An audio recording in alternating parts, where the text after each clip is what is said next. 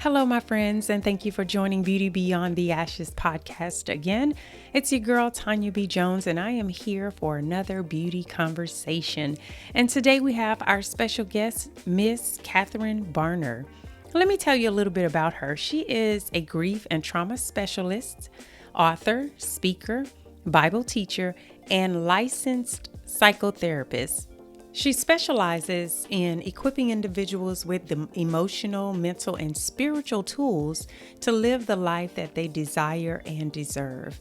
In her nearly 30 years of professional mental health experience, she has worked with a vast population of individuals to help them discover hope and healing from some of life's most challenging circumstances. And Katherine and I had an amazing conversation that I would love for you all to listen in on. So let's get started. Well, hello, everyone. Thank you for joining Beauty Beyond the Ashes podcast, where we talk all things forgiveness, restoration, freedom, healing, and wholeness so that we can walk in God's purpose and calling for our lives with courage and boldness. And I am excited about the beauty conversation that we're going to have here today with Miss Katherine Barner. Oh my goodness, when I read up on her, when her assistant requested an interview and I read up on her, it was an immediate connection. I was scrambling all over the place trying to get this interview scheduled, but I am so happy to have you. Welcome, Miss Katherine Barner. Well, thank you. I am excited to be here. I love doing these types of interviews, but I'm already excited just at what happened before we even turned on the mic. Right. So yeah, this is going to be good. It usually happens right before, right? And they get the bulk of everything. We prime it up in the beginning. Yes, got to prime the pump. So, well, Miss Katherine, would you please tell the listeners, our friends, a little bit about you? Introduce yourself. Yes, absolutely. Well, as you said, I am, in fact, Katherine Barner. I am a Bible teacher. I'm an author. I'm a grief and trauma specialist. I have worked in the mental health space for about 25 years now. Every time I say that, I pinch myself a little bit.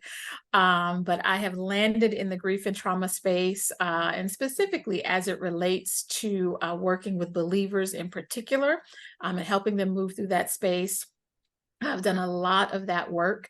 And I have to say that both of those spaces, the grief and the trauma, was really born out of my own situation. The grief as it relates to the loss of my mom, the trauma as it relates to my own issues with childhood sexual abuse and working with individuals through the years. So that's the condensed version of who I am. I love Jesus. I love talking about all things Jesus and how we can infuse our faith into helping people with their struggles, with whether it is what you and I know is true mental health issues, true mental illness, or if it's just those normal everyday issues of life that we all go through. God has something to say about it. He is concerned about it. And I am encouraged each time I get to talk to someone and help them bridge that gap. So that's the short version of who I am. And then, of course, I'm a wife and a mommy. And the best part, I'm a granny. So that's the best thing ever. I didn't know that life could be this good, but I am excited about the season that God has me in. Well, look at this other commonality. Our first interview was rescheduled because my third grandchild was being born and I left. And I had to reschedule our interview. So we have so much in common. Indeed. One of the questions I wanted to ask you was, what made you move in the direction you said about your mom? Tell us a little more about how that transpired. Sure. So as I said, I worked in mental health my entire professional career, and obviously had worked with individuals and walked with them through grief and what that means in the stages and all of the, I like to say, all of the head knowledge I had, knew all the things in the books. But When my mother passed away in 2011, it'll actually be, it was September 28th, 2011. So we're coming up on our anniversary. Actually, her birthday is September 24th. So she passed away 4 days after her 66th birthday. But my mother was literally my everything. I mean, she was my biggest cheerleader. She was my number one fan. She was my girl. And when she passed away, I went through just a period of not really knowing what my life was going to be, not really knowing what my life was going to become, not really knowing how I was going to be able to move forward with my life without her, because she had been my everything. And as I was moving through that season, what kind of hit me during that time was just this idea of, if I know everything that I know about grief as a mental health professional, having walked individuals through, if I know everything that I know, even on a spiritual level, and I'm struggling to the degree that I'm struggling, what in the world is everybody else doing? Mm-hmm. And that's really what prompted me to write my book and really focus more in that space. And as I said, particularly with believers, because I believe that we tend to not do a very good job of helping people grieve in general. And I believe that as believers, we tend to do not a very good job of helping one another grieve and Right. really understanding what that process is like. And so that's really where the fire, I would say, came for working in the grief space, really just from my own experience and that recognition of, if I'm supposed to be, if you will, the professional, and I've got all of this head knowledge and I've done all this work, and I can't quite get me together in this season, what is everybody else doing? So how do I now help them? How do I help them move through? And that's the work that I've done, and I absolutely love it. I always say it's difficult work, but it's necessary work. Yes, yes. And that's a commonality you and I also share. My mom passed away in December of 2010. Yeah. So not even a year apart from Right. yours. And she was my everything. And I always say, God gave me my youngest daughter because Mm, as a replacement, because mm. I don't know what I would have done had I not had something to focus on. I had my youngest daughter when I was 39. Wow. So, and my mom died right before I Right turned before that. 40. So, she, my mother, when she passed, because I had a focus, I did not grieve. I Mm. know now that, um, it was my crutch. My Yeah, I took everything that I used to put into my mom, and I put all of that into my baby. My baby was 7 absolutely. months old when my mom passed away. So that was, and over the years, I've gone to therapy, for it. So I don't know if I've completed. I don't even know if there's such thing as completing the grieving process, Yeah, but that's such a great point you make, and because people often ask me, well, when is it over? And my response is, it's over when it's over. And I know that's not a it's not an answer you can really hold on to, but there are phases to the healing process. And we say that I always say that it takes at least a year, quite honestly, to even start grieving properly. yeah, Because in that first year, you have to get through what I call all of the first. You've got to get through all of the anniversaries, the birthdays, yes, all of the things, yes. the first time without that individual. And so then, after you kind of get over that first year hump, then you start to feel like, okay, am I walking straight? Is left really this way, or is it that way? But it is most definitely a process. I think that there are stops and starts along the way. Mhm. And what I like to tell folks is, when you know that you're at least on the right road, and you have hit a point of healing that there's some significant grounding to, is when you can remember the loss in a way that doesn't give you that Mm. paralyzing pain. It Mm-hmm. doesn't mean that you may not still cry. It doesn't mean that you may not still have a difficult moment, but it's not that piercing, paralyzing pain that literally can make you want to ball up in fetal position. You Yes. can have the memory, but still move on with your life in a way that's healthy, and that's impactful, and that in a lot of ways still helps to honor not only the individual that's no longer with you, but even honor those who are still with you. Because one of the things that I struggled so much with was I focused so much on the fact that my mother wasn't here.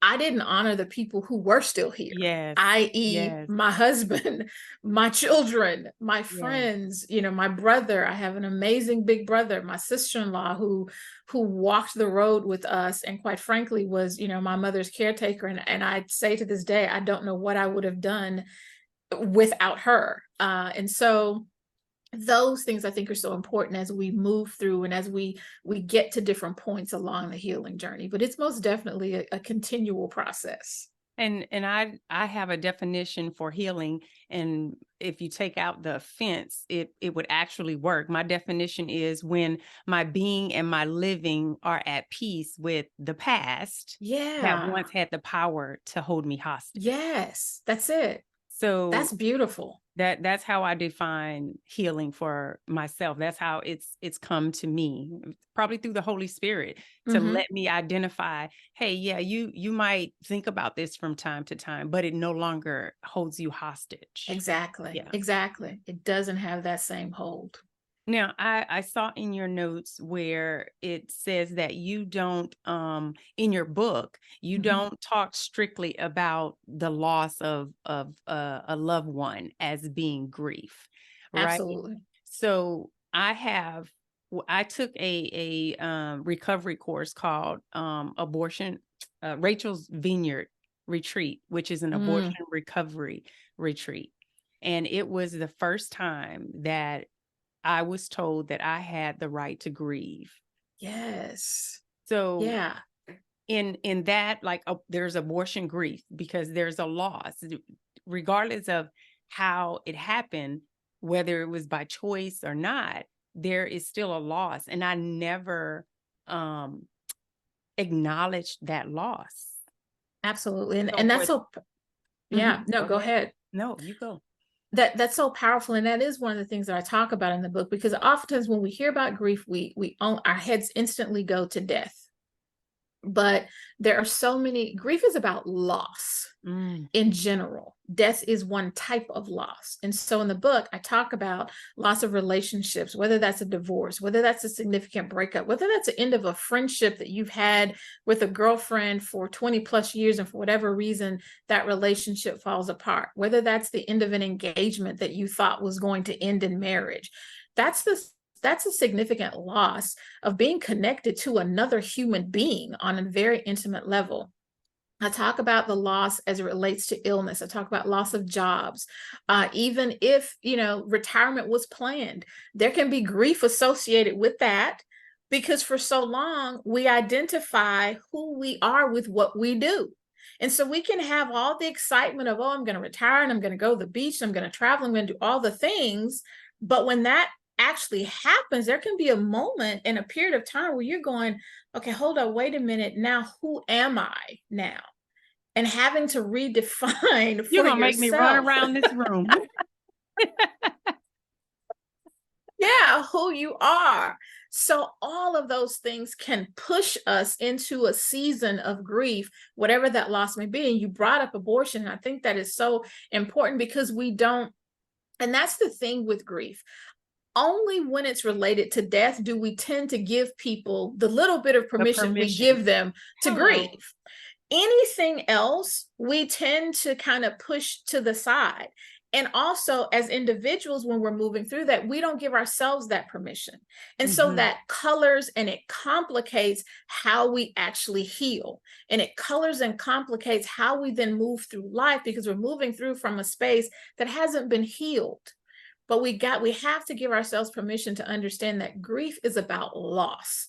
And anytime you've had a significant loss, parents who have children going away to college for the first time, which is an exciting period of life, But think about it. This is someone who, for the past 18 years, every single day, you've had some say so, you've seen them, you know what's going on, and all of a sudden you just go drop them off somewhere and be That's like, right. okay, I'll see you at Christmas. Like, there's excitement in that, but there's also the reality of, wait a minute, Mm. there's a loss there of what the relationship was, what it's now shifting to be as this person transitions to a, I call a pseudo adult, if you will, Mm-hmm, during those college mm-hmm. years. So all of those things actually can lead us to a season of grief. And so I'm so glad you brought that up, because I think Mm.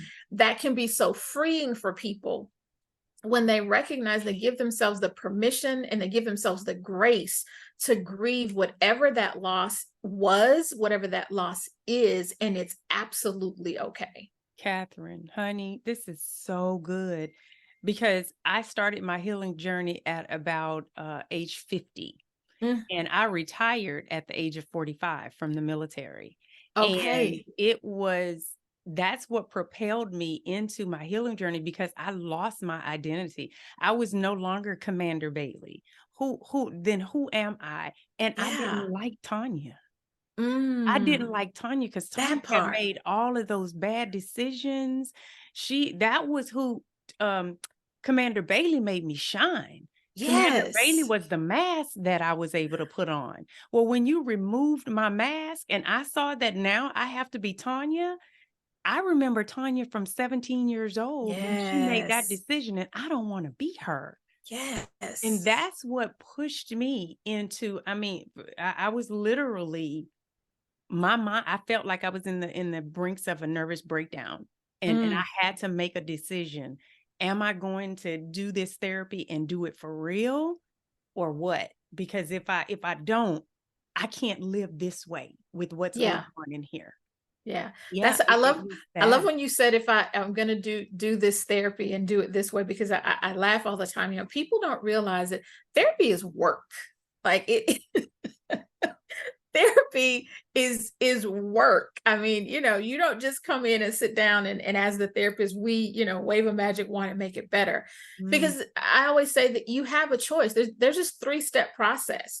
You make the decision. I always talk about in terms of taking the mirror and turning it inward and looking and going, okay, let me see all my ugly. mhm. So it's one thing to take it and look in it.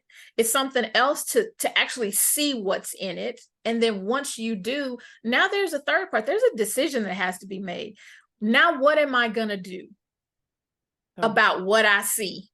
so Am I good. going to be willing to do the work? And so oftentimes, many of us would rather take and put that thing back down because it's work Yes. to clean that stuff Yes. up. It's work to dig into it. And I say that as a therapist who has been in therapy, and I say any good Mhm. therapist needs a therapist who has had who has had to do my own work. And I was like, oh, come on now, Yes. like Yes. really. And But yeah, that is so my first podcast episodes, I had to do it in two parts, and it's part one and part two. Hard work is hard work because yes. that's where it all began when I decided, because I was already in therapy. I had been in therapy several times for my mom's passing. I went to Mhm. therapy, felt better, stop. Yep. Something else happened, went to therapy, felt better, stop. But this time it was like, yeah, you stop this time, it's going to be a problem. Yeah. You've got to level up and do the work. Don't just I go to love that. soothe, but you got to level up and do the Oh, work. that's good. Don't just go to soothe. I like that. Yeah, Yeah. and that's what I did. I soothed for the moment, but it never was anything internal that Yes. happened where I could sustain it. It was Right. all And superficial. yeah, and from there comes the real change. Yes. Yeah. Woo. I This is love so it. I good. love This it. is so good. Gosh, there was something else. I need to put my pen in my hand because you say stuff and I forget to write it down. But you don't follow the typical 5 stages of grief. I don't. I Okay. d well, I do, I just don't refer to them as stages. I'll put Okay. it that way. Okay. I talk about them term, and this is a typical, anyone who's heard about the stages of grief. I talk about them in terms of waves. because that's how grief tends to move. It's not, because when we hear the word stages, it has this idea of, okay, I do 1, 2, 3, 4, 5, and then I put a nice neat bow on it, and I'm good to go. That's not how grief works.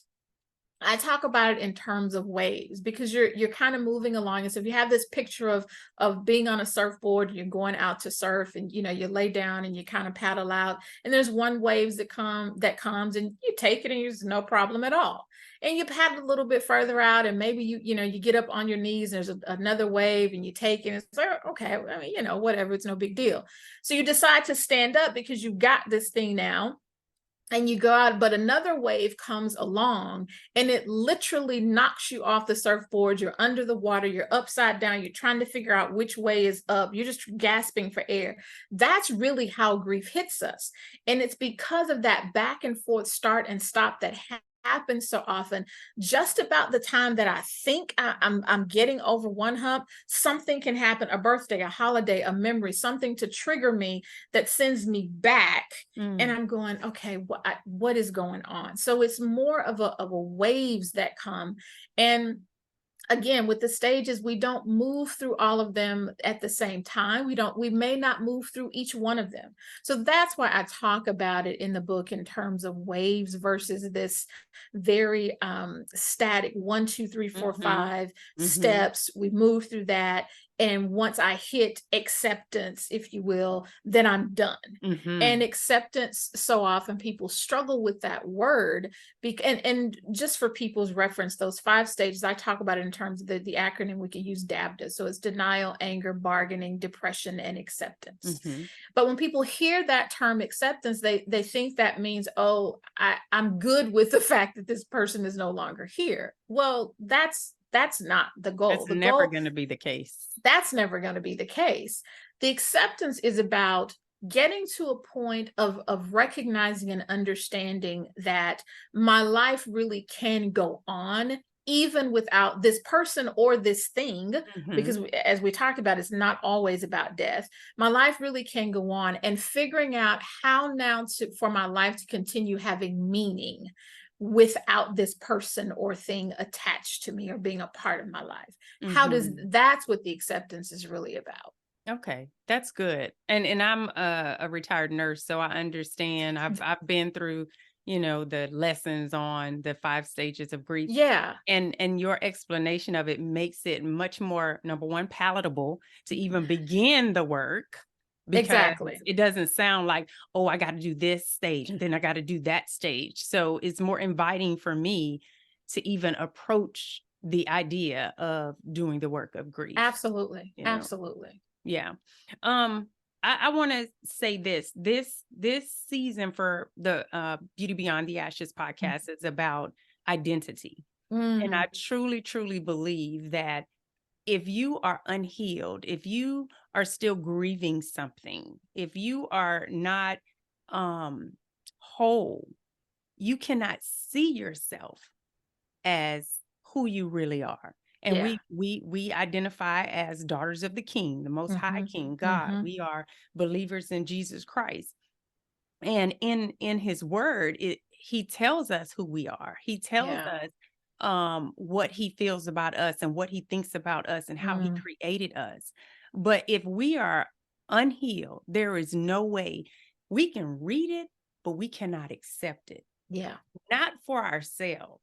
And then that's when, we're disillusioned about who we are. We're doing comparisons and things of that nature. Can you talk to how a person can even begin to heal and know that is affecting their identity of themselves?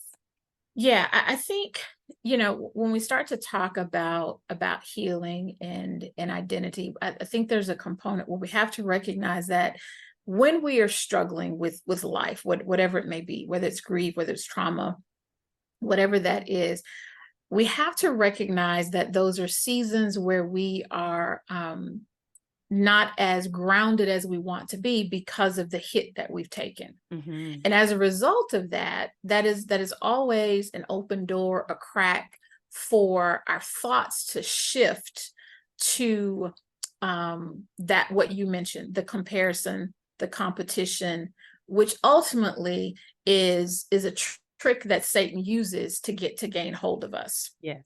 And Yes. so it's so important that we guard our thoughts, that we guard our minds, and we continue to feed ourselves with the truth of what it is that God has said to us and what he has said about us, and even what he has said about what we're going through. So if we just talk about grief in general, one of the passages that I love in First Thessalonians, where Paul, he says, I don't want you to grieve as those who have no hope. What's interesting about that passage is when we read it is we skip the part where he's not saying, I don't want you to grieve. That's not what he's saying. He says, I just don't want you to grieve as though you don't have hope. And so when we're moving through situations, so oftentimes we struggle because we're caught up in the emotion, and we allow those emotions to shift our thought process that I am no good, I have done something bad, the reason this has happened to me is because I am bad, the world is bad, etc., etc. But we're not focused on what God is really saying. And again, if we use the grief period, he's not saying don't hurt. He's not saying don't feel the emotion. He's not saying that it's not going to be difficult.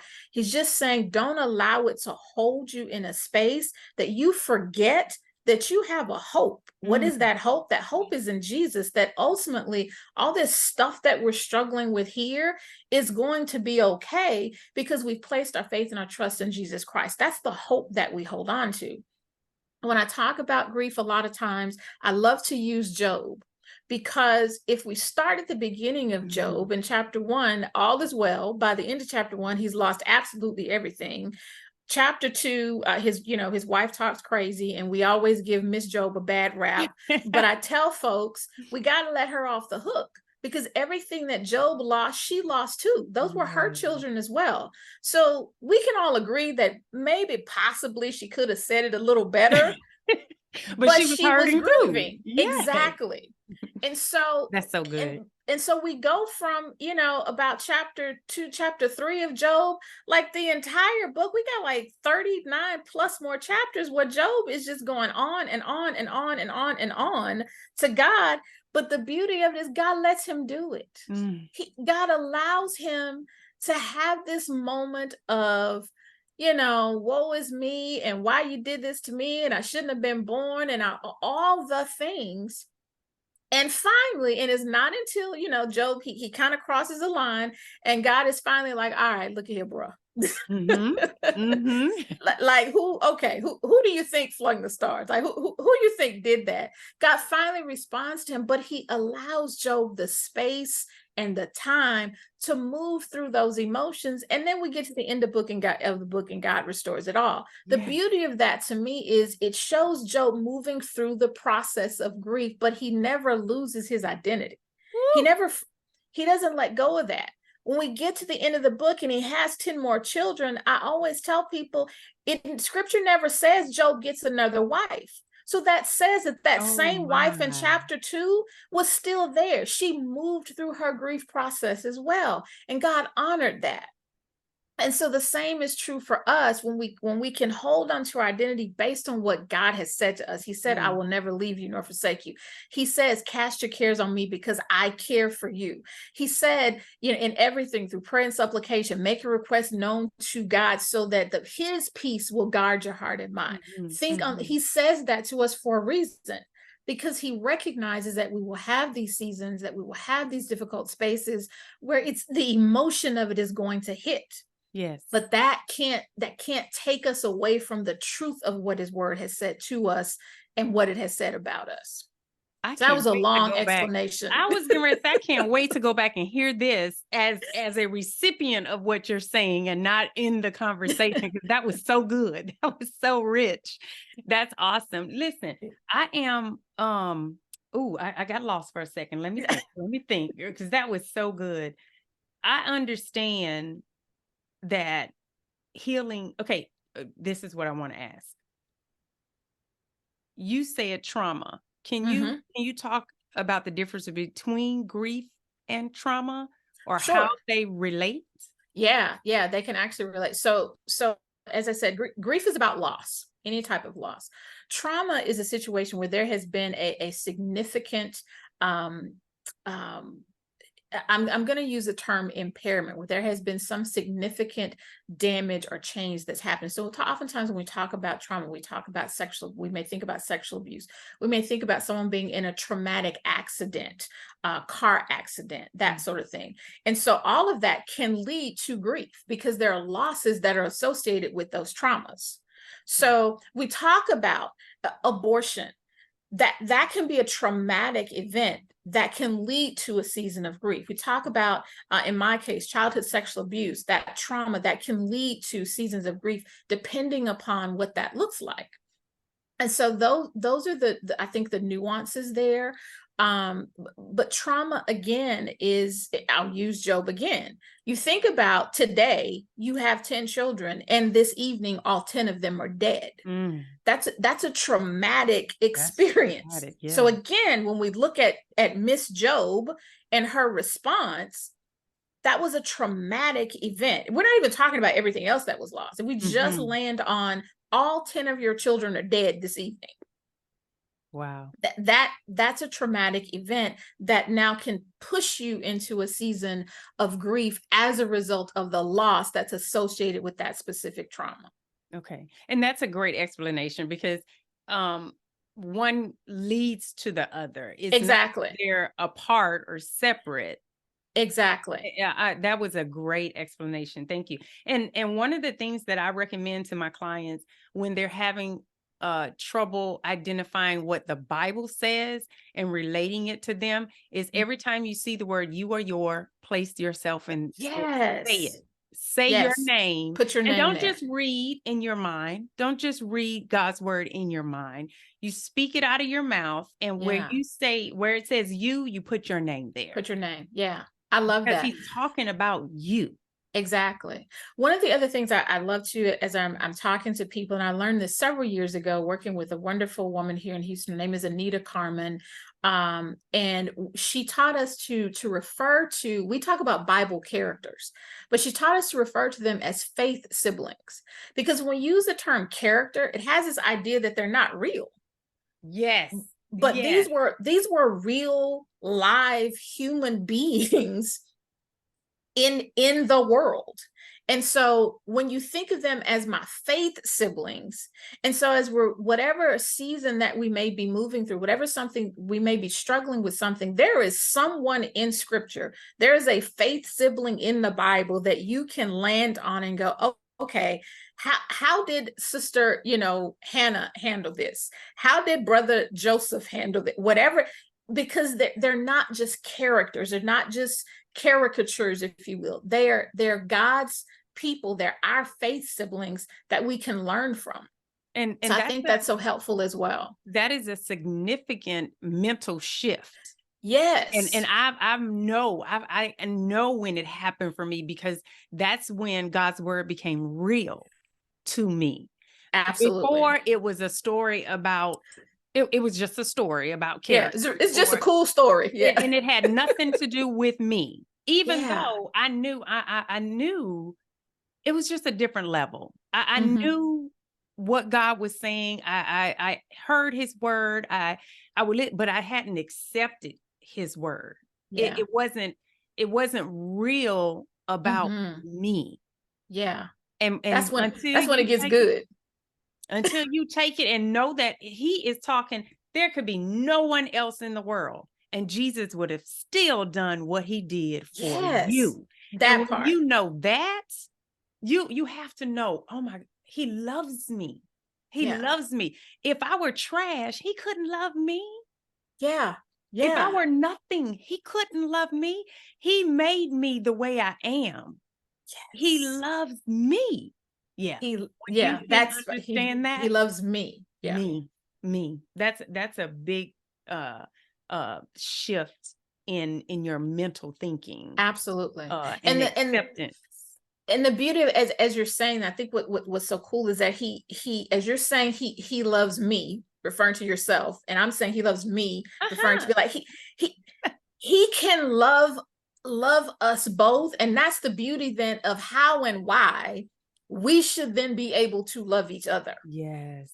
like Yes. that. And that's a whole nother conversation for a different day. So I'll leave Is it right it there. Romans 5:5 that says he poured his love into our hearts? Yes, When I realized that I'm not loving people from my space of loving. I'm loving exactly. them from God's From God. space in my heart. He That's poured it. his love in me. But yeah, like you said, that's Yeah. that's the next beauty That'll be part conversation. 2. Okay. Absolutely, absolutely. So I do want to talk about your book, God Yes. Help Me, I'm Grieving, Finding Healing After Loss. I cannot Yes. wait to get my hands on this book. I Well, am I am definitely excited about reading the entire thing because I think there's something in there for me. I yeah. know through just my private time this morning that this conversation was ordained. You came out of the blue. Do you Yeah. understand me? That's how Mhm. God works. That's You how it think works. it's a coincidence, but Yeah. it's not. Yeah. But tell us a little bit more about your book.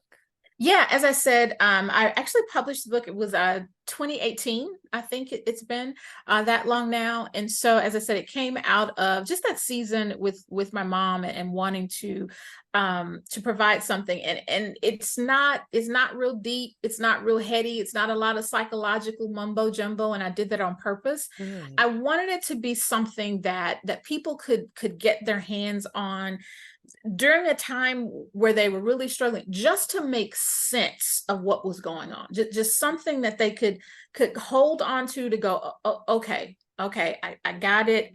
I'm not going crazy.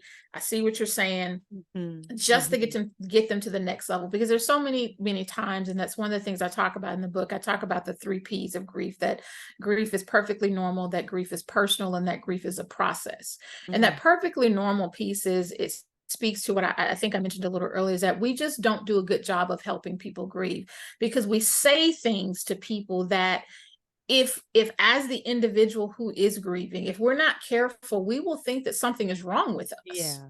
when Yeah. in fact it's not. And so we say things to people like, it's been long enough, or it's, you shouldn't still be crying, or, he or she's in a better place, and he or she wouldn't want you to, and all of that stuff may very well be true, but none of it takes away Right. from the very real It's not pain that you're helpful to experiencing. It's hear. not Yes. helpful. And so we have to understand that grief is normal. Grief is a normal response to loss. So that when we hear those things, oftentimes from very well meaning people, when we hear that, we don't put pressure on, some undue pressure on ourselves, oh, it's been a month and I shouldn't still be crying. Well, I mean, if you're still crying after a month, that's okay. I share a story in the book, and my husband hates when when I do this, but I share the Sorry, story. hubby. When I share this story in the book, because it's a true story.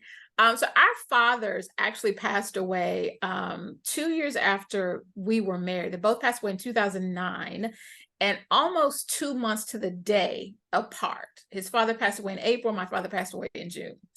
And after my father passed away, first of all, my father and I had a very complicated relationship. But his birthday was the end of May. He passed away like a week later. Then, of course, Father's Day is in June. So there's all this stuff happening on top of just this complicated relationship that he and I had. So, needless to say, a couple of weeks after his death, I was still struggling. Mhm. And I remember it like it was yesterday. My husband says to me, we're laying on the couch and I'm crying, for whatever. And he looks at me and says, he said, well, it's been 2 weeks. You should be over that by now. Whoops. Now, every time I tell this story, I fast forward and say, we are still married to this day. He's still the Nobody same was husband. injured. He's still the same husband. Nobody He was didn't get injured. replaced. But I share that story because, and oh, by the way, my husband is a psychologist. So there's that part. Not So that day he wasn't. exactly, not that day. And you're right, because that day, and I share that story because that day he was a husband who had been seeing his wife hurting, and he couldn't stop the hurt.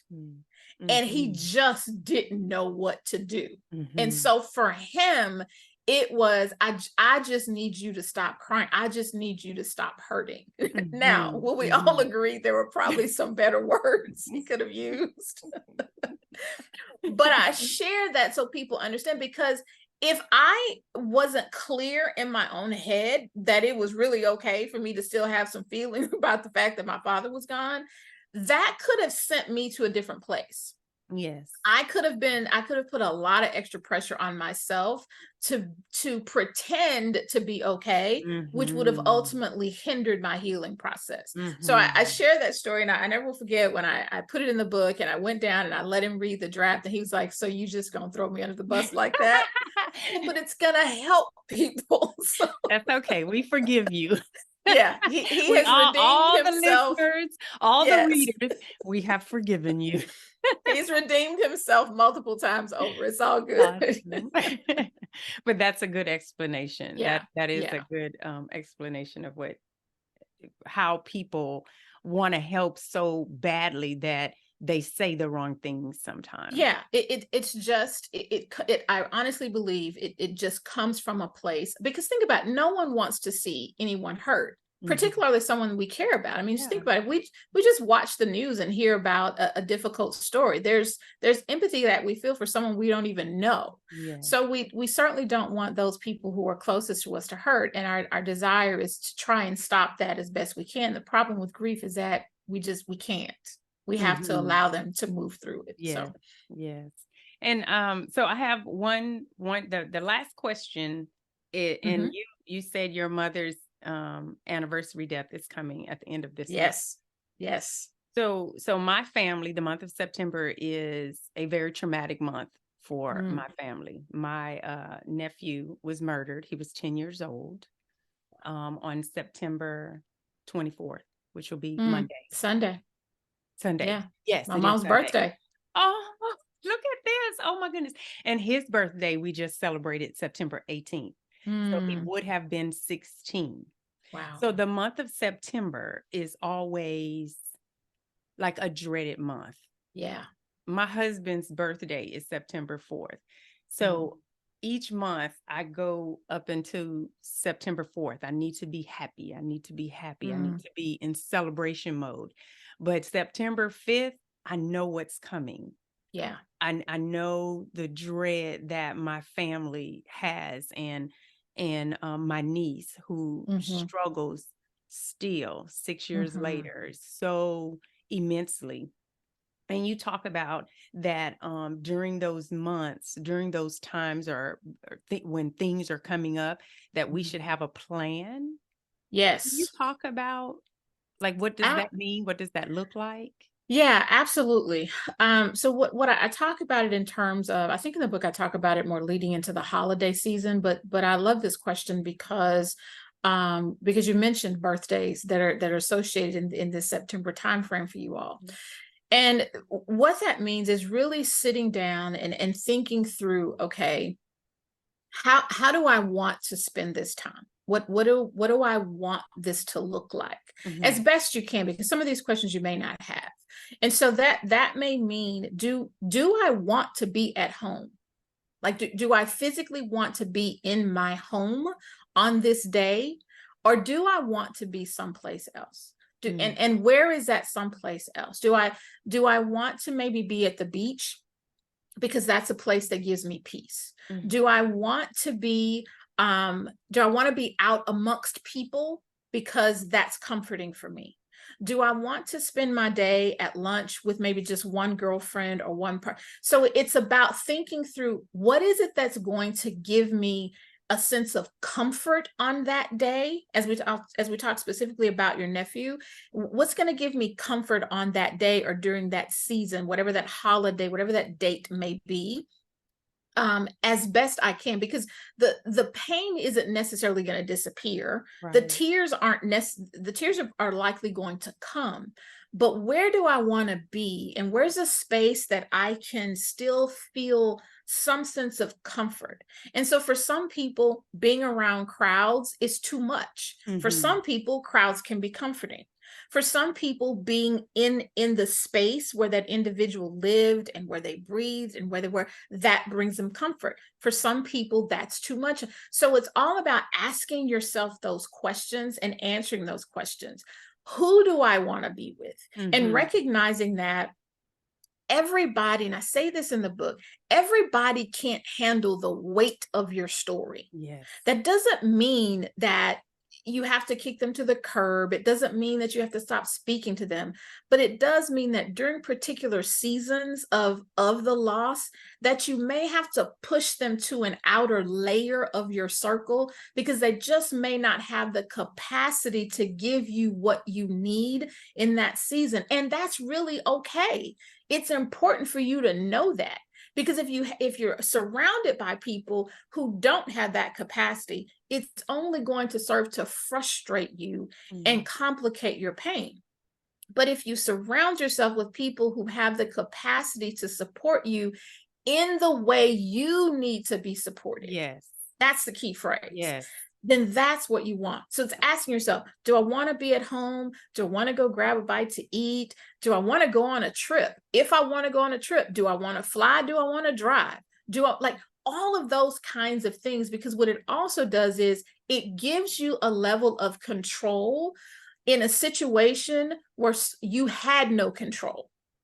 So as we talk about your nephew, completely out of control, but Mm-hmm. it allows you all to start to take back a little bit of control as you're making decisions about how you're going to move through, how you're going to heal, how you're going to celebrate, what that looks like, and also recognizing that it may look different for every single one of Every you, single person. and Yeah. honoring that and being okay with that, and allowing each individual to have their own moment, their own space, and make their own decisions.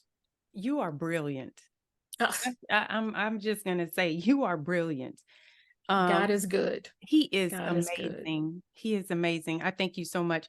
A couple years ago, it might have been last year during the anniversary of my mother's death, Mhm. I made a decision that m- I would not mourn on that day. I would Mhm. celebrate on that day. Um, my family, I believe this is what my take is. I believe my family feels we dishonor Mm. the loved one if we're not mourning on Mm. the date of their passing. That's Um, so good. and I that day I said, because I celebrate her doesn't mean I'm dishonoring her. I Exactly. believe that I had moved to a place of healing. And even though, and I went and I sat out at her gravesite and I talked to Mhm. her and, Mhm. just share with her. And I did it in my own way. And Yeah. it was not like I've had to be at home, because I would tell anybody on December 19th, don't call me. I'm not working. I'm not doing anything. But that was because I was supposed to be upset. I was supposed to be sad. I was supposed to be this, Right. person on that day. And I Yeah. decided I'm no longer doing that. I love that you bring that up, because that's one of the things I talk about in the book, that it's okay to celebrate.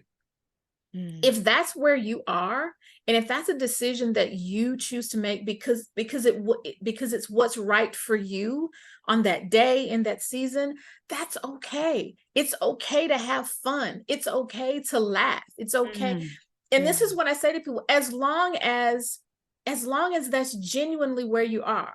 There's a difference in doing that and masking the pain, which Mm, kind of you mentioned. There's a complete difference in pretending that yeah. I'm okay and I'm Mhm. hiding behind things, versus really waking up on that day and being like, you know what, I'm hurting and I'm sad, but you know what, Mom, I'm gonna go sit, at the lake and talk to you, and we're gonna laugh, Mhm. and maybe I'll shed a few tears, but Mhm. this there's nothing wrong with that, because all of that is a continual part of the healing process. Mm. I absolutely love that. And similar to you, for many years, when we got to September 1st, I could physically feel the weight. Yes. And for a couple of years, I didn't know what it was.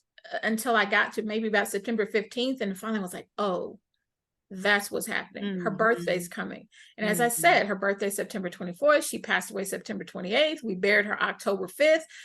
Well, and then we roll into Thanksgiving is in November, and then there's Christmas. And I used to say, if I could just go to sleep on September 1st and then just wake up in like January, January 15th, I would be good. Yes, yes.